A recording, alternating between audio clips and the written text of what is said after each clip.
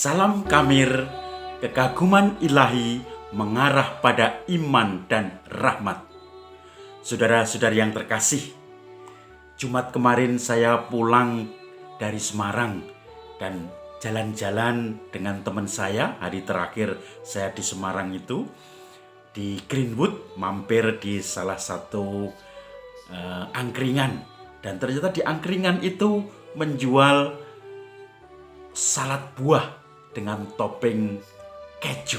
Wah, ternyata enak sekali. Ini coba saya buka, unwrapping. Ini kejunya, salad buah produk Greenwood Semarang. Coba saya icipi.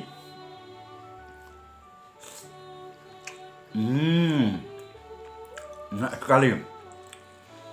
Sayang ini pakai keju membuat saya gemuk, tapi enak, jadi tetap saja dimakan.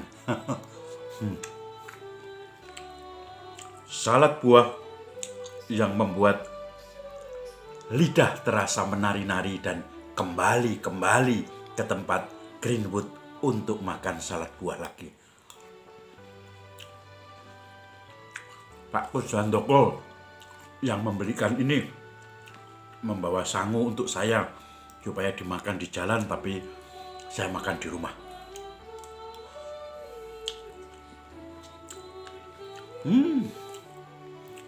Kejunya enak tapi berlemak.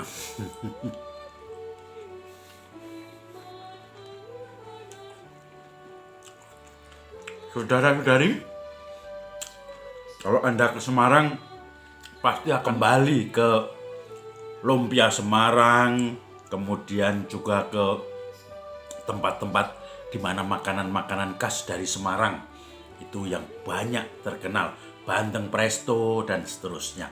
Kembali karena merasakan enak, tetapi tidak pernah melihat proses membuatnya, taunya makan enak.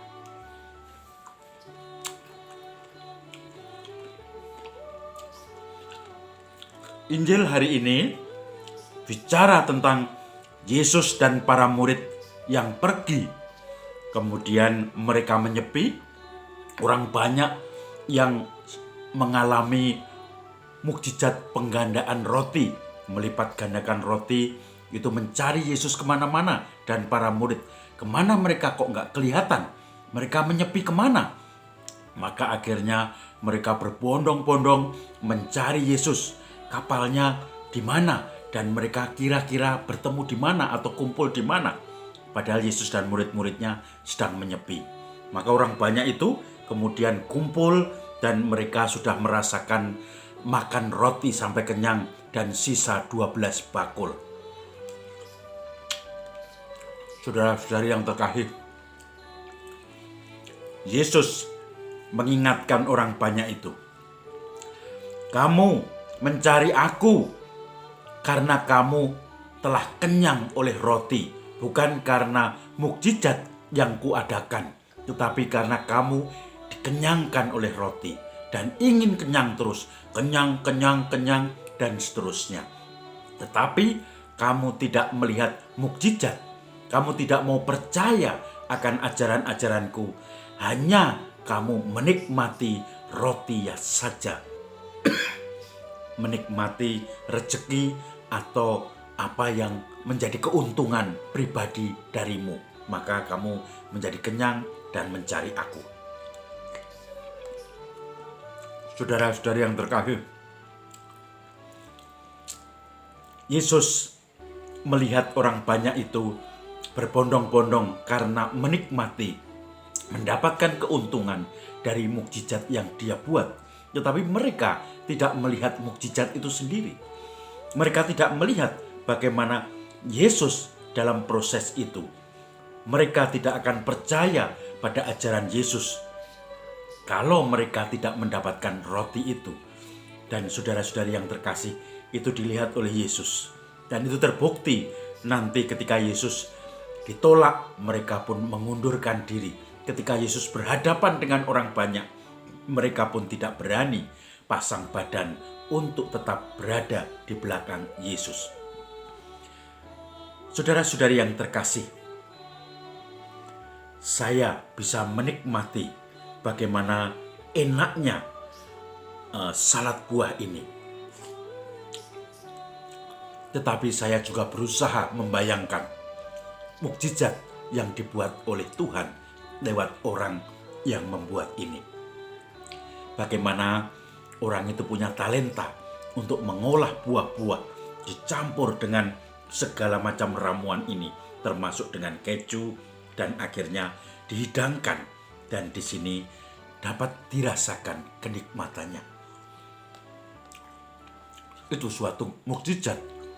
Kalau kita melihat dengan kekaguman, mukjizat banyak sekali terjadi di sekitar kita.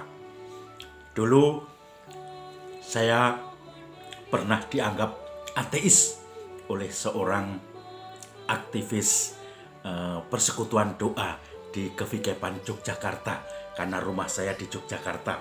Ya, itu terjadi ketika gempa 2005 atau 2006, saya lupa, gempa di Bantul di Jogja Selatan, di mana banyak perkampungan, rumah-rumah roboh, banyak korban mengungsi, dan mereka tinggal di halaman-halaman rumah, termasuk keluarga saya. Waktu itu di depan rumah membangun tenda, kemudian bapak ibu saya, kakak-kakak saya, ponaan-ponaan saya tinggal di tenda itu karena takut nanti gempa susulan terjadi. Dan itu sampai 1 minggu ada mereka tinggal di luar tenda. Maka banyak yang tidak menjadi korban, kemudian mengunjungi, menguatkan. Kebetulan bapak saya itu anggota persekutuan doa di paroki Pugeran, dan bapak saya itu termasuk yang agak aktif dalam pertemuan-pertemuan, sehingga ada tim Kevikepan persekutuan doa yang menengok bapak ibu saya. Kebetulan waktu itu saya tugas di Jakarta sebagai romo paroki di Cililitan. Saya pulang khusus untuk menengok bapak ibu saya. Saya tidak bisa tidur mendengarkan bapak ibu saya masih tinggal di tenda-tenda itu. Maka ketika saya pulang, kebetulan ada tim PD Persekutuan Doa dari Kevikepan Jogja ini datang mengunjungi, dan kemudian bapak saya mulai bercerita, sharing dengan semangat seperti para murid yang berkobar-kobar melihat Yesus yang bangkit. Bapak mengatakan, kalau saya tidak lari dalam hitungan detik, maka mungkin nasib saya sudah tidak tahu. Karena bapak saya tidur, kemudian ada gempa itu, dan bapak saya langsung lari dalam hitungan detik. Ada kayu dari atas rumah yang sering disebut belandar itu jatuh persis di tempat tidur di mana bapak saya itu tidur. Kemudian bapak saya mengatakan, puji Tuhan, kalau tidak ada Roh Kudus campur tangan, saya tidak tahu nasibnya. Nah, itu diceritakan dan didengarkan oleh persekutuan doa tim dari Kevikepan Yogyakarta. Dan saya yang mendengarkan, karena saya sibuk menata ini itu dan hanya mendengarkan itu, maka saya nyelonong mengatakan, itu kebetulan saja, tidak ada Roh Kudus yang berkarya. Nah, waktu itu memang karena saya bingung, karena capek dan hanya mengatur banyak hal. Kemudian bapak saya cerita seakan-akan semua indah dengan Roh Kudus, maka saya jawabnya seperti itu. Beberapa tahun kemudian bapak ini yang ikut anggota persekutuan doa itu bercerita kepada romo lain, Romo Murti di SAV Yogyakarta. Katanya ada romo yang ateis, temannya Romo Murti, yaitu saya. Itu katanya tidak percaya pada karya Roh Kudus. Nah, saya hanya ketawa, dan kemudian tanpa disengaja saya ketemu dengan bapak itu yang sedang ikut training membuat video pendek di Puskat Yogyakarta. Saudara-saudari yang terkasih, memang kalau kita hanya menikmati, maka mungkin bapak saya itu hanya lari dan tidak kejatuhan kayu, dan bapak saya juga melihat, ya ini sebab akibat saja. Maka ini seperti orang-orang banyak yang hanya menikmati makan roti itu, tidak melihat mukjizat.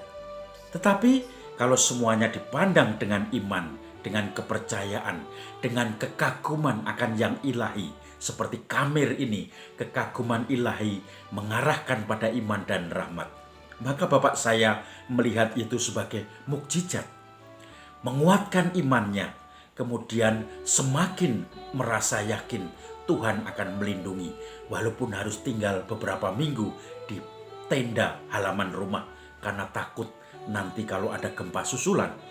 Tapi bapak saya yakin, ibu saya juga yakin pasti akan dilindungi. Dan sampai sekarang sudah 15 tahun lebih terlindungi. Bapak saya usianya 84, ibu saya usianya 77 dan semuanya masih sehat di rumah. Melihat dengan kekaguman, melihat dengan mukjizat itu yang diharapkan Tuhan. Yesus mengatakan kepada orang banyak, "Kamu mengikuti mencari aku hanya karena makan roti kenyang, tetapi tidak melihat mukjizat. Kamu mengikuti aku tidak melihat dengan iman, dengan kekaguman, dengan rahmat yang ada, kuasa-kuasa dari Allah. Tetapi kamu hanya menikmati hasilnya saja, yaitu kenyang makan roti." Maka ini dua hal. Ketika kita memandang hanya berhenti pada otak kita, sebab akibat, memang kita harus juga percaya pada sebab akibat. Tetapi tentu saja ada hal-hal tertentu, iman kita menggerakkan bahwa itulah mukjizat. Itulah suatu hal yang membuat saya semakin beriman mendalam, semakin kagum akan campur tangan Tuhan. Maka saudara-saudari yang terkasih, selain kita menikmati makanan yang nikmat, oleh-oleh yang nikmat, ini salad buah yang nikmat. Sebagai orang beriman, kita perlu melihat bagaimana Tuhan memberikan keahlian kepada tukang masak ini yang meramu semua ini, yang kemudian menjadikan dalam proses akhirnya dihidangkan di angkringan itu dan dinikmati oleh banyak orang. Kalau kita melihat bahwa itu karya Roh Kudus dan kita syukuri semuanya, maka iman kita semakin mendalam karena kita akan bisa melihat kekaguman Tuhan, karya-karya Tuhan di balik semua hukum sebab akibat yang kita alami sehari-hari. Salam Kamir, kekaguman ilahi mengarah kepada iman dan rahmat.